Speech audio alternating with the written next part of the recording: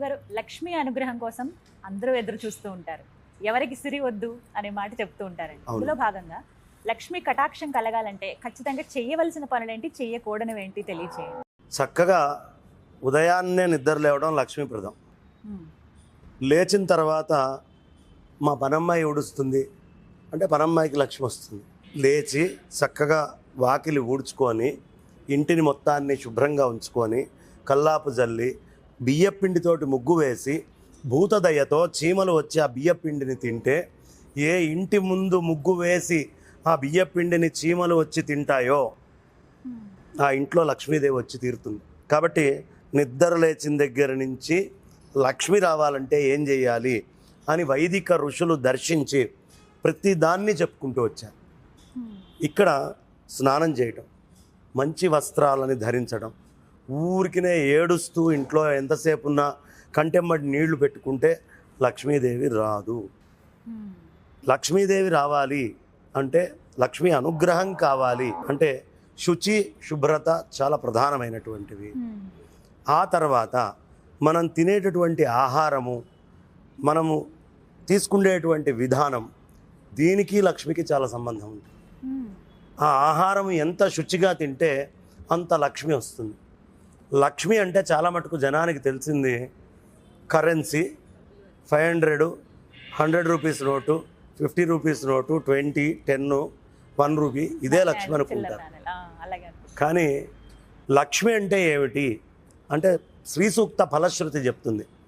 ధనమగ్నిర్ ధనం వాయుర్ ధనం సూర్యో ధనం వసు ధనమింద్రో బృహస్పతిర్వరుణం ధనమశ్నుతే.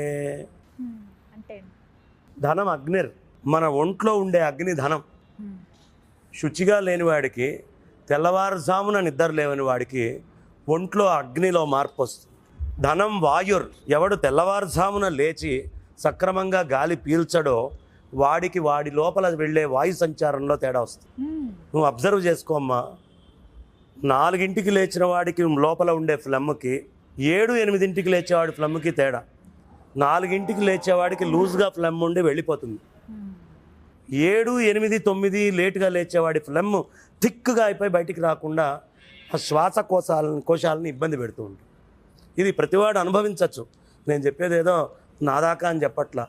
అంటే మన బాడీ లోపలికి వెళ్ళేటటువంటి ఈ వాయు గమనాన్ని మన వ్యవహారము నిర్ణయిస్తుంది. ఒంటి మీద సిల్క్ బట్ట వేసుకున్నాడు అనుకోమ్మా, వాడి లోపల ప్రవాహం అయ్యే వాయువు వేరు. ఒంటి మీద కాటన్ వేసుకున్నాడు అనుకో, వాడి శరీరంలో ప్రవాహం అయ్యే వాయువు వేరు. వాయు ధనం వాయుర్ అంటే మన శుభ్రత, మన ఆచార వ్యవహారము అన్నిటినీ పట్టి లక్ష్మీదేవి ఉంటుంది. 1 రూపాయలు 100 కోట్లు ఉంది, ఒంట్లో బాగుండకపోతే ఏముందమ్మా ప్రయోజనం? ఏం లేదు కదా. అప్పుడు ధనం ఏది? డబ్బు ధనం అనుకుంటామా, ఆరోగ్యం ధనం అనుకుంటామా? ఆరోగ్యము ధనము. కాబట్టి లక్ష్మి అనేటటువంటిది 2 శౌచం మీద ఆధారపడే బయట నుంచి వచ్చే ధనము, శరీరంలో వచ్చే ధనము, ఈ 2 ఇంటర్లింక్ అయ్యి ఉంటాయి ఎప్పుడు. అందుకనే ఎప్పుడు ధర్మశాస్త్రాలు ఏం చెప్తున్నాయి వాటిని జాగ్రత్తగా పాటించే ప్రతివాడికి ధనము ఉంటుంది నిలకడగా. ఈ విషయాన్ని మనం ఎప్పుడు మర్చిపోకూడదు. ఇక ఇంట్లో వెలిగించేటువంటి దీపారాధన ఏమండి, పెట్రోలియం ప్రోడక్ట్స్తో దీపారాధనకి నేను నూనె కొత్తగా తయారు చేశాను అని ఆ దీపం కనుక తీసుకొచ్చి ఎవడైనా వెలిగించుకుంటే వాడికి అనారోగ్యమే వస్తుంది తప్ప లక్ష్మి రాదు. నువ్వు ఏది తింటావో, నువ్వు ఏది నీ ఉపాధికి తీసుకోవడానికి వాడుతున్నావో, అగ్నిహోత్రుడికి భోజనానికి కూడా అదే వాడు. నువ్వు ఎంత పవిత్రంగా అగ్నిహోత్రుడిని ఉంచుతావో నీ శరీరంలో అగ్నిహోత్రుడు అంత పవిత్రంగా ఉంటాడు. లక్ష్మి కావాలా? అందుకనే మన పూర్వీకులు చెప్పారు, దీపం వెలిగించాలంటే నూనె ఒకటే సరిపోదు, ఎవడైనా పోతే ఆముదంతో వెలిగించవయ్యా, ఈ సమయంలో కొబ్బరి నూనెతో వెలిగించు, ఈ సమయం నువ్వుల నూనె. అంటే పదార్థము, దాని క్వాలిటీ చాలా ఇంపార్టెంటు. మనకి లక్ష్మి కావాలి అన్నప్పుడు దీపారాధన పెడతానండి, పెట్రోలియం జెల్లీది పెడతాను, నీకు జెల్లీ ఫలితాలే వస్తాయి నాయన, అవే అనుభవించు. కాబట్టి మనం పెట్టే పదార్థము, చేసేటటువంటి పని, ప్రతి దాంట్లోనూ శౌచము, శుచి, ధర్మశాస్త్రం ప్రతిదీ స్పష్టంగా చెప్తుందమ్మా. మట్టితోటున్న దేవుణ్ణి తెచ్చి పూజించుకో, అబ్బే లేదండి ప్లాస్టిక్ తెచ్చి పెడతాను, నీకు వచ్చే ఫలితం ప్లాస్టిక్ తోటి సంబంధించిందే. అగరబత్తిలో అగరు వాడవయ్యా, దశాంగం వాడు, గుగ్గులం వాడు, కాదండి కెమికల్స్ తోటి ఉన్న పుల్లనే తెచ్చి పెడతాను, నీకు వచ్చే ఫలితం అదే.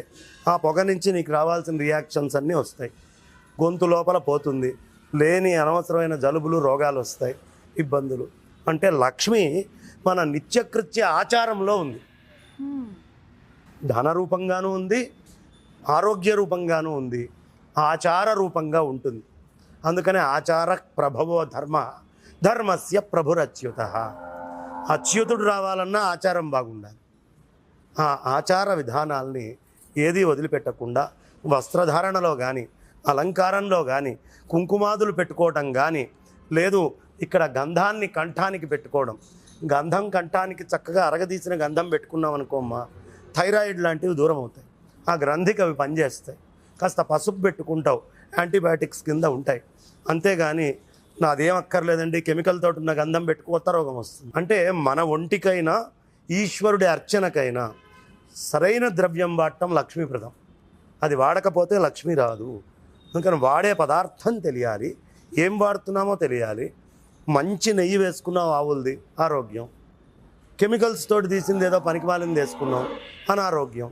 లక్ష్మి ఎక్కడుంది? మంచిలో ఉంది, చెడులో లేదు. మంచి ఏదో తెలుసుకోవాలి మనిషి ఎప్పుడు.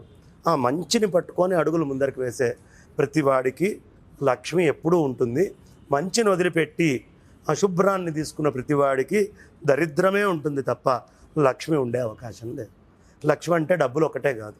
ఇది కొత్త విషయం తెలుసు. అంతే. సాధారణంగా అందరూ అదే భావిస్తారు, లక్ష్మి అంటే డబ్బులు నిలవట్లేదండి, ఏం చేయాలి, లక్ష్మి అనుగ్రహం కావాలని అడుగుతూ ఉంటారు. సూర్యుడో ధనం, పొద్దున్నే లేచెళ్ళి నిల్చో, వైటమిన్స్ వస్తాయి. ధనం సూర్యో, భూమి యొక్క ధనం. అనవసరంగా కెమికల్స్ వేసి భ్రష్టు పట్టించకు, దాంట్లో మంచి చెట్టు మంచి పండు తీసుకో, తిను. ధనం ఇంద్రో, నీ ఇంద్రియాలో ధనం. బృహస్పతి నీ బుద్ధి, దాంట్లో ఉండే విజ్ఞానం, ఇదో ధనం. ఈ ధనాలన్నీ కూడా మన ఆచారము, మన సిస్టమేటిక్గా లీడ్ చేసేటటువంటి లైఫ్, జీవన విధానం, దానివల్ల ధనం వస్తుంది. అదే ధనం, మిగతాది ధనం కాదు. వివరించారండి, ధన్యవాదాలు గురుగారు.